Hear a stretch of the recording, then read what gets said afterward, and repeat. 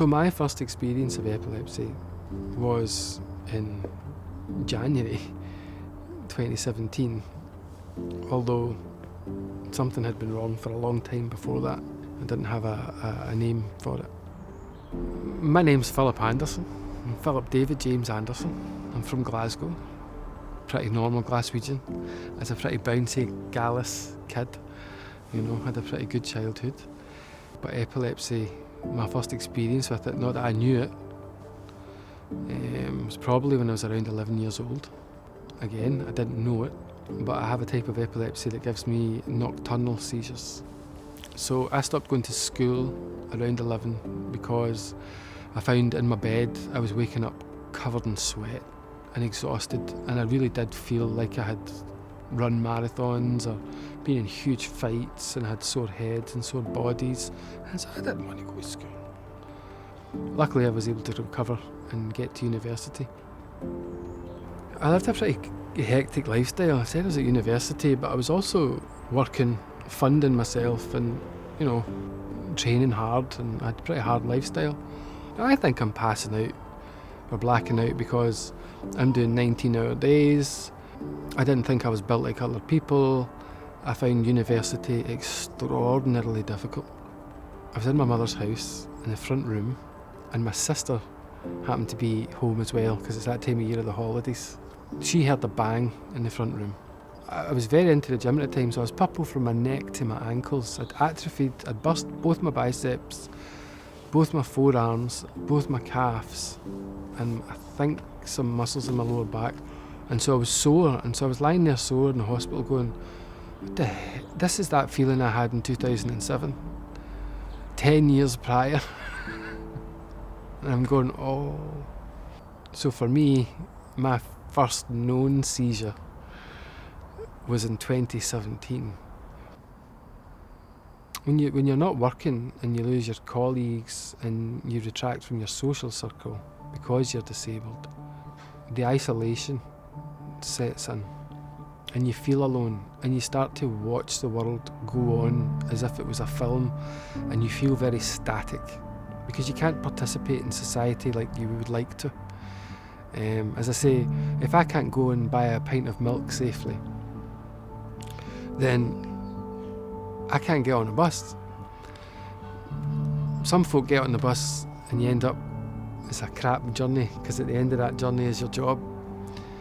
Well, it's a crap journey for some other folk because I've got on the bus and I've taken a tonic-clonic seizure and I've scared everybody out of their wits, and they don't know what's happening and they don't know what's wrong with me, and I don't know who I am or where I am, and I'm not cognizant. I don't know how many times I must be on YouTube or whatnot.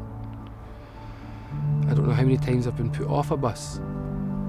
So it's not safe really for me on a bus. And you find out these things, so then you go under guardianship. You think, what's the hell's guardianship? And you realize, I can't travel alone. You think, oh my gosh. Now I'm still I'm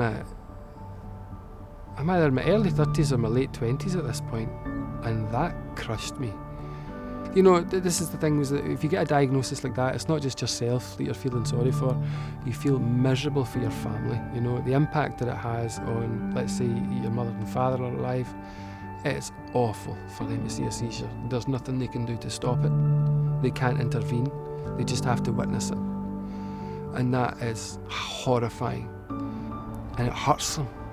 And it really, really hurts your family.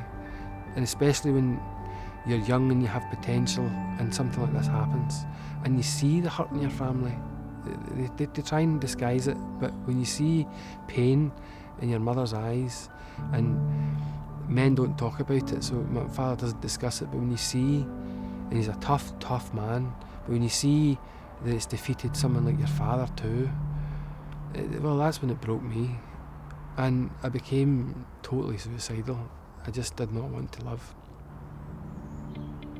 Epilepsy Scotland, for me, has become a physical place and a community. So when I came in at first, and I was a greeting-faced epilept, Bruce approached me and sort of said, man, you're in a rough place, man, that is a 1-2 punch, you must be flat. well done for coming in, you know. That shows some sort of integrity inside you. Bruce offering to talk to me once a week, that actually got me out of the isolation cell. So I had gone from 8 months of having seizures left, right and centre, alone essentially, to 1 day a week I had someone I could come and talk to, who could not only just listen to me and put up with my upsetness, but every now and then, when I had a real problem specifically with my epilepsy, this guy had something to help me. So things were getting very dark for me, and Bruce had said, you know, we have a range of services. It's not just me. I says, what do you mean? He says, well, you know, you can come in here, you can play pool. We have talk groups. You can come and speak to other people who have epilepsy.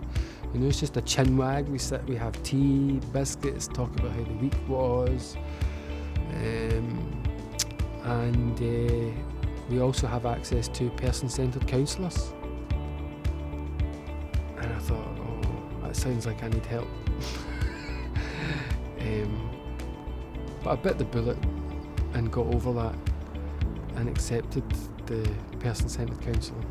You know, I had all these negative connotations of, oh, so I'm going to degenerate and get worse and worse. And I see what I have in other people, and it just gives me hope that, like, oh, thank God, like, I'll be all right.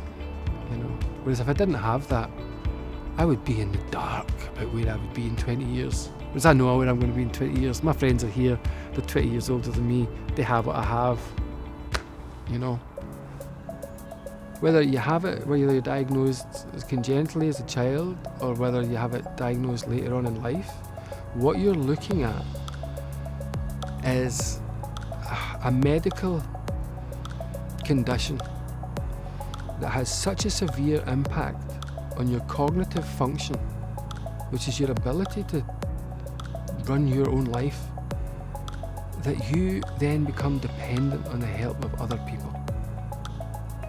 You're still a functioning human and you can still help, but on the days when we are bad, we need a lot of support, and that makes us feel cumbersome, it can make us feel guilty, it can make us feel depressed, it can make us feel upset. If you support someone who is recently diagnosed with epilepsy, you are supporting someone who is in crisis. You are supporting their family. We need a community to help us keep going, because we are capable of working, we are capable of contributing, and we want to. We just need help in order to do so.